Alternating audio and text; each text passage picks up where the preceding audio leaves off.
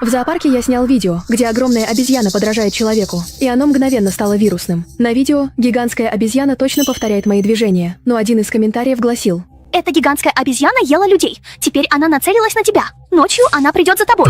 Беги!» Глубокой ночью я услышал, как по двери моего дома медленно скребутся ногти. Я испугался, поспешно встал и посмотрел в глазок. В коридоре ребенок из соседней квартиры то и дело царапал дверь ногтями, издавая пронзительный звук. Я с облегчением вздохнул. Соседский ребенок озорной часто разыгрывает. Я посмеялся над собой. Как мог испугаться выдуманного комментария? Я блогер, снимаю забавные видео с животными. Несколько дней назад выложил ролик, где гигантская обезьяна подражает мне. И он мгновенно стал вирусным. В видео я делаю движение, и обезьяна тут же повторяет его. Даже копирует мои выражения лица. Пользователи шутили, что эта гигантская обезьяна обрела разум. Но один комментатор написал, что эта обезьяна наверняка ела людей. Он добавил, что ночью она обязательно придет за мной. Я как раз собирался открыть дверь и сказать соседскому ребенку, чтобы он перестал баловаться у моей двери. В этот момент из телевизора донесся голос ведущего новостей. Далее экстренное сообщение. Просим всех жителей ближайших районов плотно закрыть двери и окна, не выходить на улицу без необходимости. Одна из обезьян из зоопарка Байхэ сбежала час назад. По информации, эта обезьяна притворилась мертвой, чтобы обмануть сотрудников, и когда они зашли проверить, она напала на них и перегрызла горло одному из работников. Эксперты предупреждают, что эта обезьяна может напасть на людей. Просим всех жителей не выходить на улицу без необходимости. У меня внутри все похолодело. Тот пользователь в интернете говорил правду. За дверным глазком все еще стоял ребенок из соседней квартиры. Он опустил голову и стоял неподвижно. В коридоре было темно, и его тело ниже пояса скрывалось в тени, так что я не мог разглядеть его. Я хотел предупредить его, чтобы он скорее возвращался домой. На улице небезопасно. Я только открыл рот, но вдруг почувствовал что-то не так. Соседскому мальчику лет 6, и обычно через глазок я вижу только макушку его головы, но сегодня я видел всю его голову целиком. К тому же, тот скрежещущий звук когтей по двери был слишком резким. Он совсем не походил на звук, который могут издавать человеческие ногти. Скорее, это было похоже на когти какого-то животного с острыми когтями. У меня по спине холодный пот, горло пересохло так, что стало больно. Я не осмелился ответить, поэтому написал сообщение соседской паре. Соседи быстро ответили: «Извините, мы только что вышли купить ночной перекус. Не думали, что этот парень снова выбежит. Не мог бы ты, пожалуйста, приютить его у себя ненадолго? Мы тоже слышали новости о сбежавшей гигантской обезьяне. Очень переживаем. Мы уже почти дома». Соседи были очень вежливы, и мне стало неловко отказывать. У нас всегда были хорошие отношения, поэтому я не решился отказать им. Я немного помедлил. Я медленно приоткрыл дверь на узкую щелку, шириной с палец. «Маленький красавчик, на улице небезопасно. Приходи к сестренке домой посидеть, хорошо? У меня дома много конфет. Твои мама с папой скоро вернутся». Я, как обычно, сказала ему это. Обычно соседские дети ужасно любят сладкое, и, услышав про конфеты, сразу же радуются. Но сегодня он все так же стоял в тени, опустив голову, совершенно не двигаясь. И когда я действительно увидела, как он выглядит, то странное чувство внутри меня только усилилось. Это чувство становилось все сильнее. Он действительно стал намного выше, почти догнал меня по росту. В следующий момент он пошевелился и вышел из темноты. Мои зрачки резко сузились. Из-за детского лица медленно показалось другое, знакомое мне круглое лицо. Это была та самая гигантская обезьяна, что сбежала. Ее покрасневшие глаза неотрывно смотрели на меня, уголки рта растянулись в преувеличенной улыбке, а в руке гигант держал голову ребенка.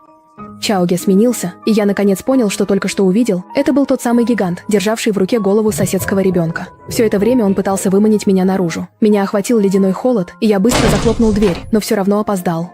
Рука спасателя резко протянулась внутрь. Его ногти были черные и длинные, а на них запеклась темно-красная кровь. Я закричал и изо всех сил пытался захлопнуть дверь. К счастью, спустя несколько попыток, гигант от боли отдернул свою лапу. Я был весь в поту, тяжело дышал, стоя за дверью. Снаружи не было ни малейшего звука.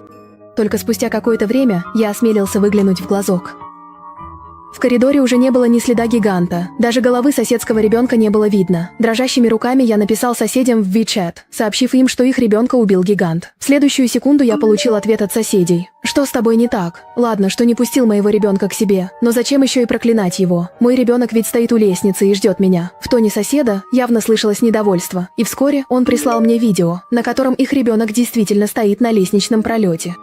У ребенка из-за угла виднелась только голова, а мои руки так дрожали, что я едва не выронил телефон. Это явно был театр, который использовал голову ребенка, чтобы заманить соседскую пару сюда. Я закричал через дверь, чтобы соседи скорее убегали, но было уже поздно. Я услышал два пронзительных крика один за другим, и, глядя в глазок, увидел мужчину, который, волоча за собой сломанную ногу, с трудом полз в мою сторону. «Спаси меня!» Он просил меня о помощи, но я не осмелился открыть дверь, хотя в этот момент моя совесть испытывала страшные муки. Но я знал, что если открою дверь, то мне точно не выжить. Огромная обезьяна была очень умна. Она не убила мужчину сразу, а использовала его, чтобы выманить меня открыть дверь. Спаси меня, прошу тебя. Я не хочу умирать. Правда не хочу умирать. Так больно. Он все еще кусает меня за ногу. Мужчина с трудом поднял голову, посмотрел на дверь моего дома, издавая отчаянный вопль. Я не выдержал, отвел взгляд, глаза наполнились слезами, но внутренний голос твердо говорил мне: нельзя открывать дверь. Хорошо, раз ты не хочешь меня спасать, тогда мы умрем вместе. Все равно моя жена и ребенок уже мертвы, так что и тебе не жить. Снаружи мужчина вдруг издал прерывистый, странный смех. Мой сын раньше подглядывал, как ты вводишь код, поэтому я знаю пароль от твоей двери. Слова мужчины будто заморозили мою кровь. Я вспомнил, что когда-то, когда я вводил пароль, соседский мальчик действительно прятался рядом и подглядывал. Но я очень доверял семье соседей и не придал этому значения. Увидев, как сосед точно называет мой пароль, я быстро схватил фруктовый нож и спрятался в комнате, заперев дверь на замок. В тот же миг раздался звук, как кто-то нажимает на кодовый замок моей двери, и сердце у меня бешено заколотилось, хотя в этот момент моя материнская совесть испытывала сильнейшие угрызения. Дверь медленно начала открываться. Гостиная? В гостиной стояла мертвая тишина, которую вдруг нарушил стук каблуков по полу у входной двери. Я замерла. Почему вдруг раздался звук каблуков? Внезапно я вспомнила, что раньше установила в гостиной камеру наблюдения. Я открыла на телефоне приложение с камерой, но когда я разглядела, что происходит в гостиной, по спине у меня пробежал холодок, а в голове пронеслась волна ужаса. В руках у Цзю Юаня были две бледные женские ноги. Это были ноги той самой соседки, на которых все еще были ее любимые туфли на высоких каблуках. Он раз за разом стучал этими ногами по полу, а его круглое лицо с мертвым взглядом уставилось прямо на дверь в мою комнату. Я была так напугана, что чуть не расплакалась. Входная дверь в мою квартиру. Это надежная металлическая дверь, очень прочная, но дверь в комнату, обычная деревянная. Она совсем не защитит меня. Я посмотрела на балкон за своей спиной. Я живу на 6-м этаже, но, к счастью, у жильцов 5-го этажа балкон не застеклен. Если Цзю Юань действительно ворвется сюда, у меня останется шанс спрыгнуть из балкона. Даже если я сломаю ногу, это все равно лучше, чем быть убитой Цзю Юанем. В щель под дверью проникла темная тень. Тот черный обезьяна уже стоял за дверью моей комнаты, и дверная ручка медленно опускалась вниз. Я дышала часто. Все тело пробрал холод, но он, похоже, не спешил заходить, словно хотел медленно мучить меня. Я осторожно передвинулась к балкону, только бы он вошел. Я просто прыгну вниз. Звук его когтей, царапающих по двери, протяжно раздался. Холодный пот выступил у меня на кончике носа. Бах, бах. Чудовище начало нетерпеливо таранить дверь. Дверь от его ударов едва держалась. Я стиснула зубы, половина моего тела уже свисала с балкона. В тот момент, когда я собиралась прыгнуть, снаружи вдруг послышались шаги и раздался мужской голос. 603-я. Ты можешь не шуметь так посреди ночи? Почему у тебя дверь открыта? Ты дома? Я узнала голос мужчины. Это был житель квартиры 503 снизу, молодой и крепкий тренер по боксу. У жителя квартиры 503 вспыльчивый характер, он часто ссорится с Лин-Лин. Тот самый убийца, которого привели, сейчас находится у меня в гостиной. Я тут же закричала в сторону двери, но он все равно зашел, как только договорил. Я увидела это по камерам. Мужчина из 503 квартиры все-таки вошел, но стоило мне на мгновение отвести взгляд от монитора, как силуэт огромной обезьяны за дверью вдруг исчез. В других частях гостиной его тоже не было видно. Какая еще огромная обезьяна? Ты что, шутишь? 603-й очень недовольно сказал. Моя жена спит чутко. Ты уже несколько раз ее разбудил. Мы просто больше не можем это терпеть, поэтому и пришли к тебе разбираться. Внезапное исчезновение Цю Юаня не только не заставило меня почувствовать облегчение, а наоборот стало страшнее. Он не мог так исчезнуть, наверняка где-то спрятался. Стоит только подумать, что он прячется в темном углу и в любой момент может выскочить и убить 503-го, мне становится не по себе. Эта гигантская обезьяна убила всю семью из квартиры 602, а сейчас она в нашем доме. Только что она была за дверью моей комнаты. Я в панике закричал в сторону двери, надеясь, что мужчина из квартиры 503 скорее вернется домой. Но он, будто услышав что-то смешное, совершенно беззаботно ответил. Да я каждый день учу людей драться. Если даже с этим обезьяньим уродом не справлюсь, надо мной же все смеяться будут. Мужчина из квартиры 503 продолжал ворчать себе под нос. Подойдя к моей комнате, он вдруг нахмурился и наклонил голову к двери. Ты что все ищешь следы? Неужели тут и правда есть обезьяна? Я уже на грани, брат, пощади меня. Умоляю тебя, возвращайся скорее, эта огромная обезьяна и правда все еще где-то рядом. Но кто мог подумать, что, услышав это, Улинсань не только не ушел, но и взволнованно улыбнулся. Тогда я должен хорошенько показать этой обезьяне, что значит быть настоящим мужчиной. Когда я увидела этого мужчину, я была так зла, что едва могла говорить. Этот мужчина просто дурак. Он размахивал кулаками и громко кричал, провоцируя.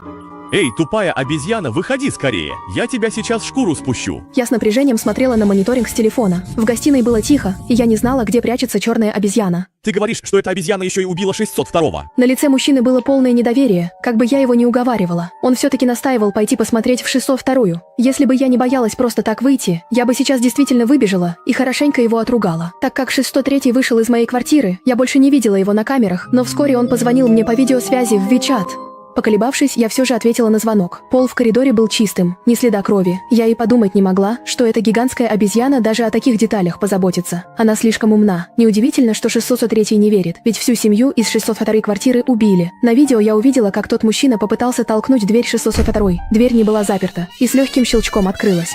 Дверь поддалась, когда он ее толкнул, но когда мужчина попытался толкнуть ее дальше, она больше не двигалась, словно что-то стояло за дверью и удерживало ее. У меня по коже побежали мурашки. Неужели эта гигантская обезьяна прячется прямо за дверью? Беги скорее! Я закричал, чтобы мужчина скорее убегал, но в этот момент сигнал сети вдруг стал красным. Похоже, он не услышал мой голос и просто зашел внутрь. Я увидел, что на диване в гостиной сидят двое. Мужчина из квартиры 503 улыбнулся и сказал, что я нарочно его пугаю. Разве супруги из квартиры 602 не сидят оба на диване? Но вскоре он тоже почувствовал неладное, потому что супруги из 602 сидели на диване совершенно неподвижно. Их головы были опущены так низко, что почти касались груди. Это на самом деле были два трупа. Черт возьми! Мужчина в ужасе бросился бежать, но уже было поздно. Из-за двери медленно вышла огромная черная тень и встала у него за спиной. Раздался пронзительный зловещий смех гигантской обезьяны. Цы-цы-цы. В этот момент видеозвонок вдруг завис. Изображение стало прерывистым. Спустя какое-то время видео снова стало четким. Гигантская обезьяна наступила ногой на голову едва живого мужчины и возбужденная начала размахивать руками и ногами. Гигантская обезьяна держала в одной руке телефон и все еще была на видеосвязи со мной. Она поднесла голову ближе к камере, и ее налитые кровью глаза пристально уставились на меня. Я в холодном поту тут же сбросил звонок. Я понимал, что следующим, за кем она придет, буду я. Сжав зубы, я выпрыгнул из окна. К счастью, мне повезло. Я приземлился на балкон 7-го этажа без единой царапины. Женщина из квартиры 503, услышав шум, как раз открыла дверь. Ты же девочка с верхнего этажа, как ты... Мой муж раньше поднимался к тебе, где он? Я поспешно объяснил ей всю суть происходящего. Женщина с широко раскрытыми глазами в изумлении уставилась на меня. Ты говоришь, что моего мужа убила какая-то гигантская обезьяна? Ты сама в это веришь? На его лице было полное недоверие, и вдруг он холодно усмехнулся и сказал мне: Я знала, что ты меня обманываешь. Я получила сообщение от мужа в WeChat. Он сказал, что ты сумасшедшая, и велел мне выгнать тебя. Женщина подняла телефон. Она показала мне переписку с мужчиной в WeChat, и я была потрясена. Я не ожидала, что в этом театре за такое короткое время он даже научился отправлять сообщения в WeChat. Его интеллект просто пугающе высок. Это вовсе не твой муж. Это тот гигантский примат отправил тебе сообщение. Я взволнованно сказала, а женщина посмотрела на меня так, будто я сумасшедшая. У тебя точно не все в порядке с головой. Сказать, что гигантская обезьяна может убивать людей, это еще ладно. Но что обезьяна могла отправлять сообщения в WeChat? Ты меня за 3-летнего ребенка держишь. Быстро убирайся отсюда. Женщина, не слушая никаких объяснений, вытолкала меня за дверь. В этот момент в коридоре за дверью послышались шаги. Наверняка это мой муж вернулся. Я преградил женщине путь, умоляя ее не открывать дверь, но она раздраженно толкнула меня. У тебя проблемы с головой? Женщина открыла дверь. Муж, это сумасшедшая. Он не успел договорить, как огромная обезьяна с размаху ударила его лапой об пол. Я отчетливо услышал хруст ломающихся костей. Женщина вскрикнула от боли. Ей точно не выжить. Я хотел закрыть дверь, но в следующую секунду тело мертвой женщины было брошено внутрь театром. Ее тело как раз застряло в дверном проеме, и я поспешно побежал в спальню. Спрятавшись в спальне, я весь дрожал. Снаружи глухие тяжелые шаги гигантской обезьяны медленно приближались ко мне и, наконец, остановились у двери в комнату. Я крепко сжал нож в руке, готовясь к тому, что он ворвется внутрь. Дверь затряслась от сильных ударов. С громким грохотом в центре двери появилась дыра. Лицо гигантской обезьяны показалось в проеме, и она зловеще улыбнулась мне. Я застыл на месте. Неужели сегодня мне действительно суждено умереть здесь? Но в следующую секунду... Раздался выстрел, и гигантская обезьяна взревела от боли. Я увидел старика с охотничьим ружьем, стоящего у двери и нацелившегося на обезьяну. Обезьяна с рычанием бросилась на мужчину, и тут же прогремел еще один выстрел, прямо в живот гигантской обезьяны. Гигантская обезьяна пронзительно закричала, ее огромное тело пошатнулось, и она злобно уставилась на мужчину. Увидев, что старик снова собирается прицелиться, обезьяна тут же бросилась к окну в гостиной и выпрыгнула. Старик передо мной выглядел очень внушительно. Он был сторожем, который сегодня взял отгул и вернулся домой. Я же говорил тебе, что он обязательно придет к тебе сегодня ночью. Я посмотрел на него. Ты тот пользователь, который комментировал? Старик кивнул. Когда я был молодым, я уже сталкивался с такими обезьянами-людоедами из театра. Я могу узнать их с первого взгляда. Как только я узнал, что ты живешь со мной в одном доме, я сразу же поспешил домой, но все равно опоздал. Подмога уже прибыла, верно? Старик тяжело вздохнул. Увидев, что у меня покраснели глаза, он кивнул, а его лицо стало серьезным. Ты слышал, почему Джи Юань ест людей Чуан Вэнь?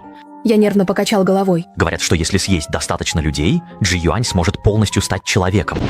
Услышав это, я невольно вздрогнул. Сейчас он уже съел 5. Если он съест еще больше людей, неужели он действительно станет человеком? Чтобы предупредить других жильцов не выходить на улицу, я написал сообщение в чате жильцов. Правда или нет? Гигант сейчас прямо в нашем доме. Не пугай меня, я сегодня вечером одна дома. Раньше я слышал, как что-то бегало по коридору. Неужели это тот самый гигантский примат? Ребята, не стоит так бояться. Я считаю, что все животные обладают душой. Если мы не причиним ему вреда, оно тоже не причинит вреда нам. Если кто-то действительно увидит этого гигантского примата, пожалуйста, ни в коем случае не причиняйте ему вреда. Сейчас оно наверняка очень напугано. Боже, когда я увидел воспаление у 304, у меня чуть дыхание не перехватило. 304. Пока не пиши ничего в чате. Ты слышал, как будто по стене нашего общежития что-то ползает? 303. Записал голосовое сообщение. Я его включил. И правда услышал какой-то шорох, будто что-то медленно ползет. У меня по спине пробежал холодок. 304 помолчал секунд 10, а потом тоже сказал. Слышал, похоже, там что-то есть. Может, это крыса или что-то в этом роде. Но все прекрасно понимают, что крысы никак не могут лазить по внешней стене на таком высоком этаже. Разве что это что-то другое. 304! Я видел, как гигантская обезьяна притаилась у твоего окна. Не открывай окно! Слова 303 заставили его вздрогнуть. В следующую секунду 304 прислал фотографию. Тайга держал занавески, оставив лишь узкую щель шириной в палец. Я увидел красный глаз, который пристально смотрел внутрь. 304 тоже было немного страшно, но он все же старался держаться и сказал: Ничего, у меня окно закрыто, он не сможет войти. К тому же, я его не обижал. Он сразу же обсудил видео в общем чате. Собака из квартиры 304 начала громко лаять на окно, и это, похоже, разозлило гигантскую обезьяну. Она стала яростно биться головой о окно, и через пару ударов окно треснуло. Я и другие жильцы в чате все переживали и просили 304 квартиру скорее убежать. Было видно, что у жильца 304 дрожали ноги, но он упрямо стоял на месте. Ничего страшного, он просто боится, он не причинит мне вреда. Окно очень быстро было разбито гигантской обезьяной, стекло разлетелось по всему полу, и гигантская обезьяна влезла внутрь через окно. 304 только начал говорить, как был повален гигантом на землю, а его крики были ужасающими. На этом видео прервалось, и все увидели, насколько страшна эта гигантская обезьяна. Я только хотел спросить старика, что делать, но в тот самый момент я увидел, как в его глазах мелькнул красный отблеск, точно такой же, как у той гигантской обезьяны.